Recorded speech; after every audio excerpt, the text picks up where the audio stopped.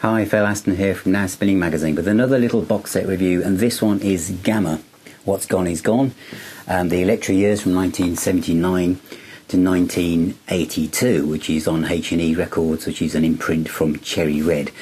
So first of all, let's have a quick look inside and I'll tell you what I think afterwards. So this is the Gamma CD box set, What's Gone is Gone, the complete Elektra recordings from 1979 to 1982. This is on H&E Recordings, which is part of Cherry Red.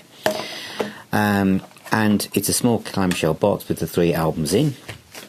So you get Gamma 1, Gamma 2, Gamma 3, and the backs of the albums are exact facsimiles of the vinyl albums as they came out in that period.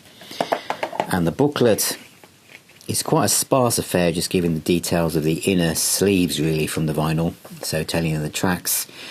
You've got a bonus track, but they're basically mono single edits, that kind of thing, and again with the Gamma 2, nice layout, but the extra tracks are just mono single edits.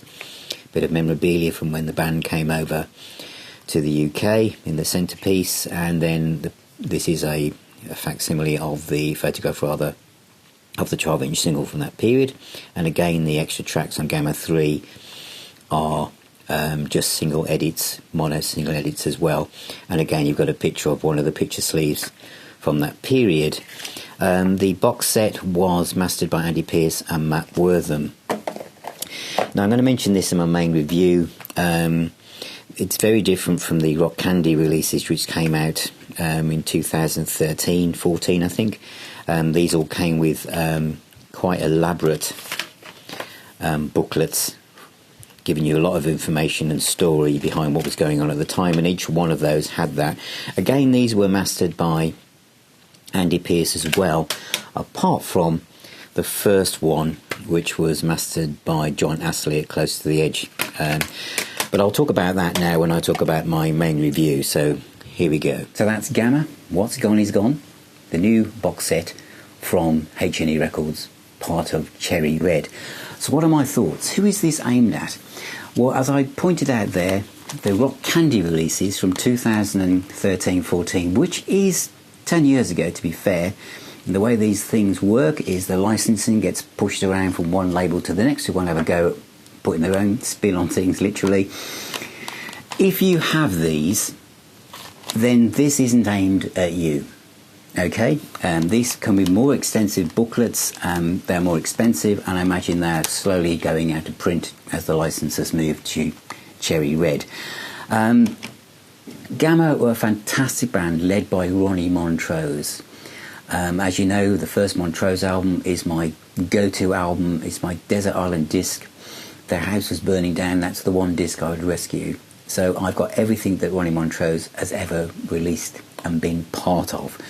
And this was his second bite of the apple in a way, or third or fourth, whichever you look at it, where he had a chance to really make a huge name for himself. But the nature of the man was that he didn't like to repeat himself, which confused punters who soon lost interest or didn't understand where he was going, and the record label also ran out of patience as well. The first one from 1979, the production on this was always a bit weird. The vocals were too loud, the drums were a bit odd, I always thought. And it had some great tracks. Fight to the Finish is a classic track. Most people will talk about Solar Heat and Ready for Action, which is an absolutely fantastic metal track. It didn't really sound as it should until this CD version came out, which I said in when I went through it, was mastered by John Astley. It sounds fantastic. And I have to say, it probably sounds better than the Andy Pierce remaster within this little box. The album that many Gamma fans always talk about as being the best one ever is Gamma 2, which certainly has one of the best album covers from that period. And Mean Street, Four Horsemen, Dirty City, Voyager, guitar solo on that. Something in the Air, Cat on a Leash, Skin and Bone, and Mayday. This is where Ronnie Montrose's guitar sound for the 80s and for the rest of his life really came together. It's an absolutely brilliant album. Rock Candy versus the one in here. They're both remastered by Andy Pearce anyway, and there's nothing in it. They sound the same.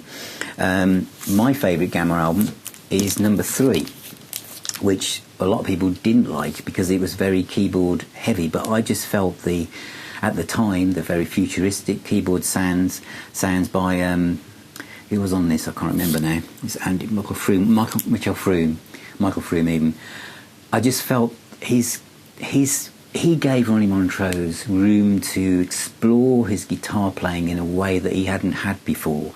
So there's some straight ahead rockers like What's Gone Is Gone, but again there's lots of keyboard layering. But it's things like Mobile Devotion, which is one of my favourite Ronnie Montrose tracks ever.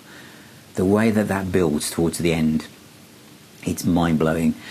And you've got things like Condition Yellow, which is also a fantastic instrumental track. All the things that Ronnie Montrose did to make him, in my eyes, one of the best guitarists of all time is on here. It just really, really is third degree, everything about it. Andy Pearce again remastered the Rock Candy ones and these, and again there's no difference. So who is this aimed at? As I said, if you're already a Gamma fan and you already have the Rock Candy releases, this, you don't need to be troubled by this. There are some extra tracks, but they're only mono single edits, and that isn't going to be what it is that makes you go for this. These are about £15 each now, and I imagine they're going out to print if they haven't already, so you're looking at about £45. This is in the upper reaches of the kind of £28-29 mark. You probably get it cheaper than that. So if you're new to the band, you're just getting into rock music and you've discovered Ronnie Montrose, this is a great entry point.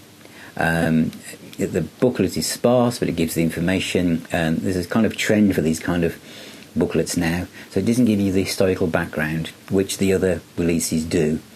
But musically, it's fine, and the price point is fine for those of you who are just starting out on your Ronnie Montrose journey. And so you should. So, as I said, Gamma 3 is the one I play the most, then Gamma 2 without doubt. But stream the stuff first, as I always say, get a little bit of a feel for it. But if you're a long-term fan, you've probably got these already, and this isn't aimed at you. This is aimed at new Gamma fans who are just discovering Ronnie Montrose. Out now, H&E Recordings, What's Gone Is Gone, the Elektra years from 1979 to 1982. So thank you for watching, thank you for being here, thank you for supporting Now Spinning Magazine. Remember, music is the healer and the doctor. Stay safe, keep spinning those discs, and I shall see you very, very soon.